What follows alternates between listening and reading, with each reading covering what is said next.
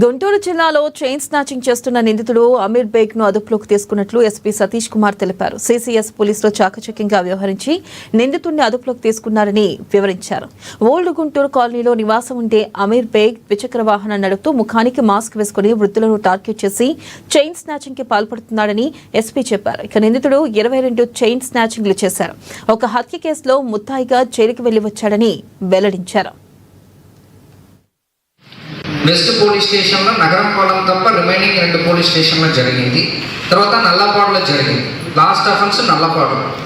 Maximum offence అన్నీ కూడా మనకి ఆఫ్టర్నూన్ టైంలో 12 to 2 మ్యాక్సిమం అఫెన్స్. ఆఫ్టర్నూన్ టైంలో ఏజ్డ్ ఉమెన్ని బేస్ చేసుకుని ఇది చేయడం జరిగింది. సో క్లూ ఉండి కూడా ఈ మాస్క్ వేసుకోవడం, క్యాప్ వేసుకోవడం, బండి నెంబర్ లేకపోవడం వల్ల మనం కొంచెం టఫ్ అయింది కేస్ డిటెక్షన్. తర్వాత కొన్ని టెక్నికల్ ఎవిడెన్సెస్, తర్వాత పాత అఫెండర్స్ వెరిఫికేషన్ చెప్పేసి సో కొన్ని అహ్మదాబాద్ లో జరిగిన